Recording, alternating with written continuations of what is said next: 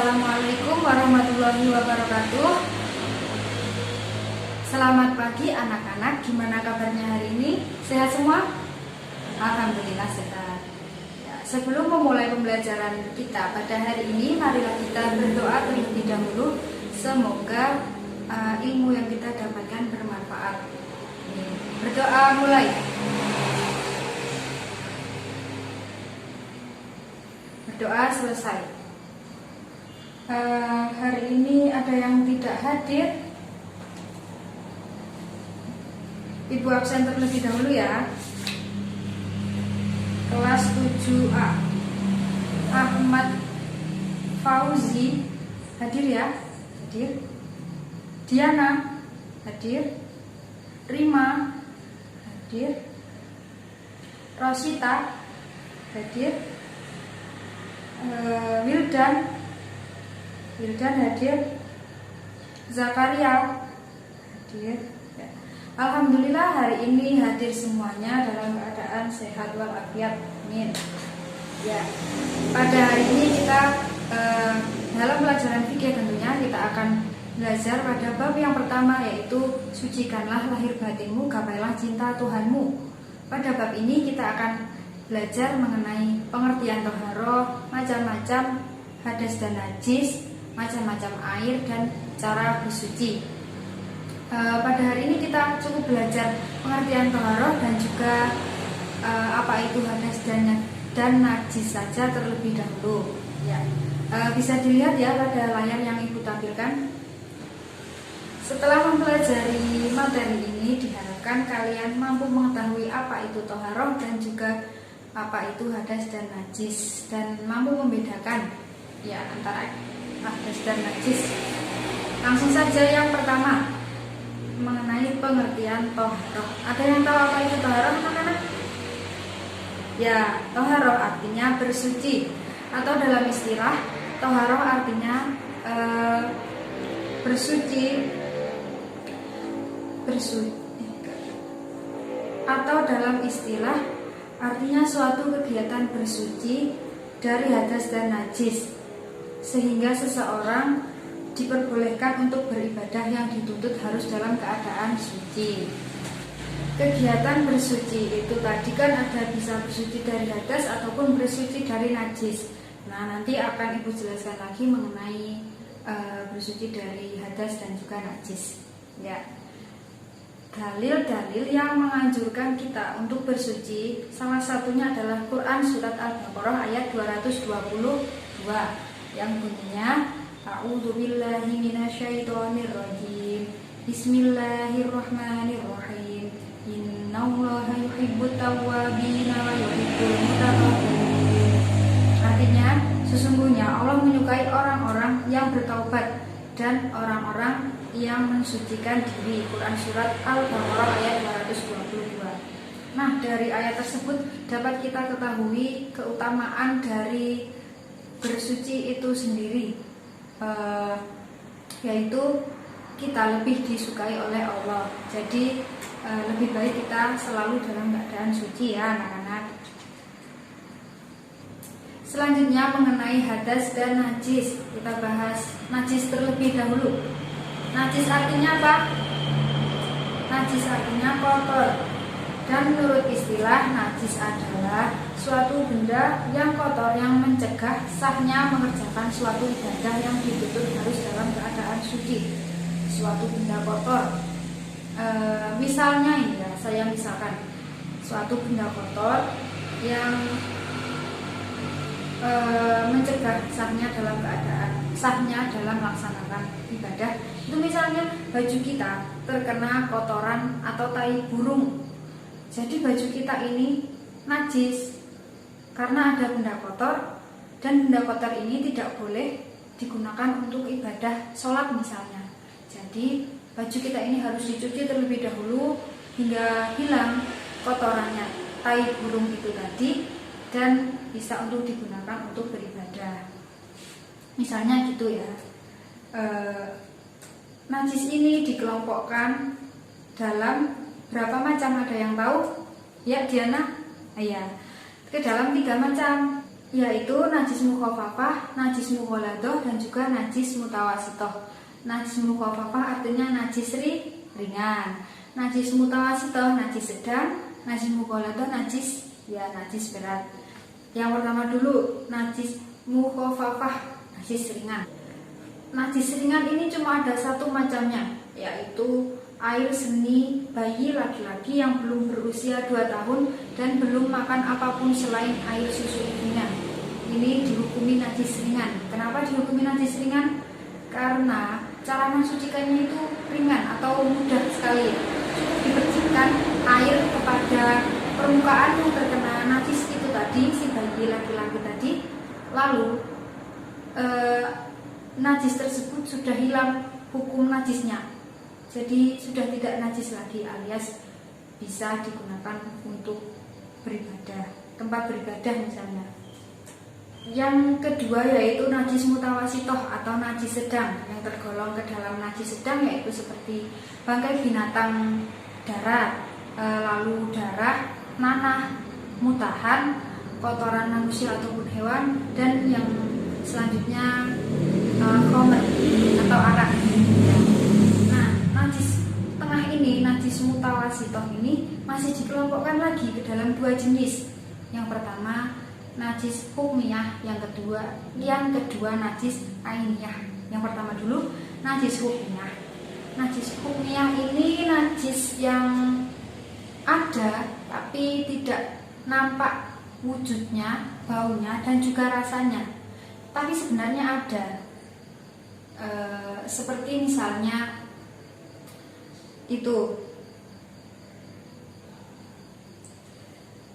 seperti misalnya air kencing yang sudah kering tapi belum sempat disucikan.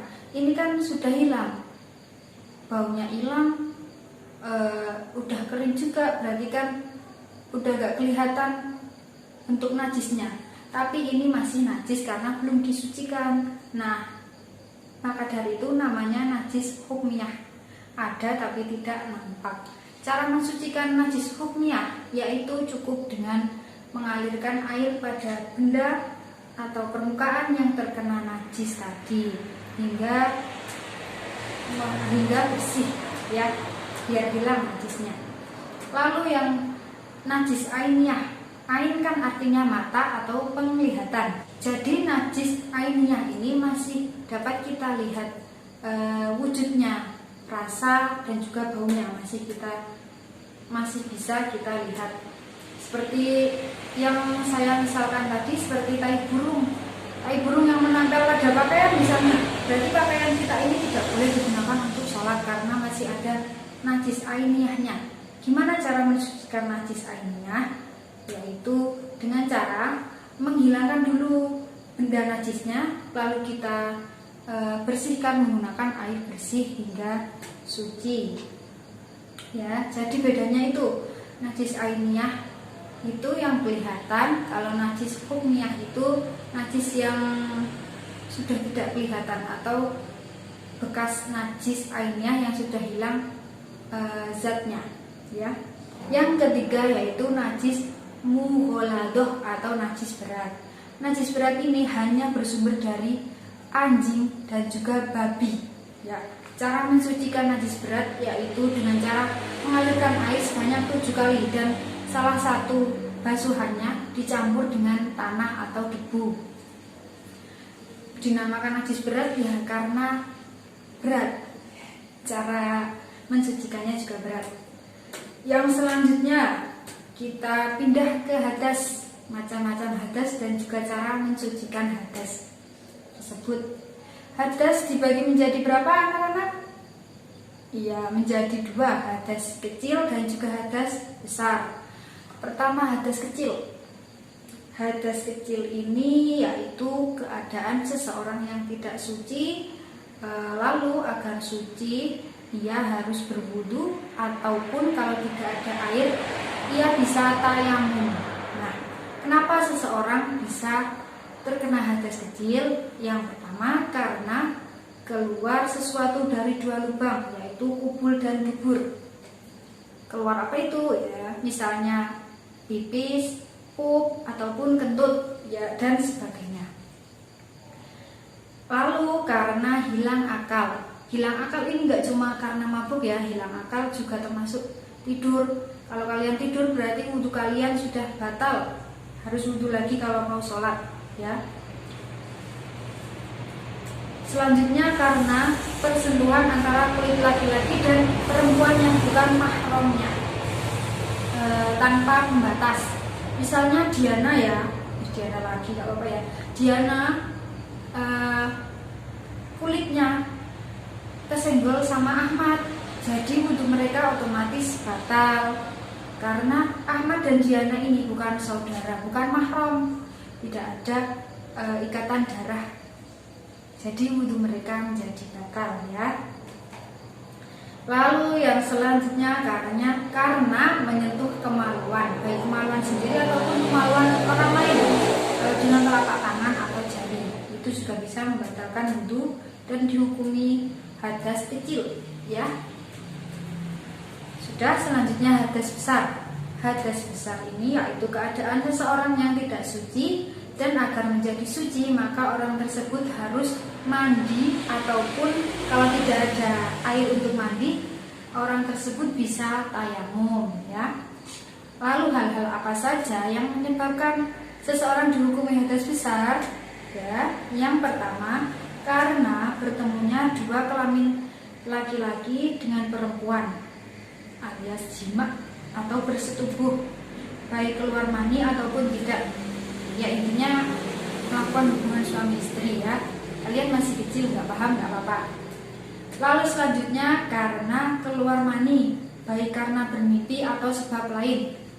Misalnya ini yang cowok-cowok mimpi basah, berarti kalau mau sholat harus mandi besar terlebih dahulu. Selanjutnya karena haid, yaitu darah yang keluar pada perempuan sehat yang sudah dewasa pada setiap bulannya. Nah, kalau perempuan ini haid, jadi kalau darah haidnya sudah berhenti, maka dia harus melakukan mandi besar kalau mau melakukan ibadah sholat atau puasa ya. Lalu karena nifas, karena wiladah, nifas dan wiladah. Nifas itu darah yang keluar setelah melahirkan. Kalau wiladah, darah yang keluar ketika melahirkan, bersamaan dengan melahirkan ya, itu wiladah. Yang terakhir karena meninggal dunia. Nah, kalau meninggal dunia ini beda ya, dia dimandikan oleh keluarganya atau mahramnya. Jadi nggak mandi sendiri, nggak bisa ya. Kecuali yang meninggal dunia dalam perang membela agama Allah, maka dia tidak dimandikan. Kenapa tidak dimandikan? Karena darah orang yang jihad fisabilillah itu dianggap bisa bercahaya, bisa menolong orang tersebut dari siksa api neraka. Subhanallah. Ya, cukup materi kita hari ini sampai sini saja. Ada yang mau bertanya? Nggak ada ya? Oke. Kalau nggak ada yang bertanya, di sini Ibu akan membagi kalian menjadi 4 kelompok untuk mengetahui sejauh mana pemahaman kalian mengenai materi yang sudah Ibu sampaikan hari ini. Di dalam kertas ini ada sebuah pertanyaan, permasalahan yang berkaitan mengenai toharoh dan juga hadas najis yang bersinggungan dengan kehidupan sehari-hari kita. Nah, kalian harus mendiskusikan pertanyaan atau permasalahan yang sudah Ibu tuliskan di sini pada masing-masing kelompok. Langsung Ibu bagi kelompok aja ya. Yang barisan sini kelompok 1, sini kelompok 2, sini kelompok 3, dan yang situ kelompok 4 ya. Di sini ada pertanyaan, silakan didiskusikan dengan kelompoknya.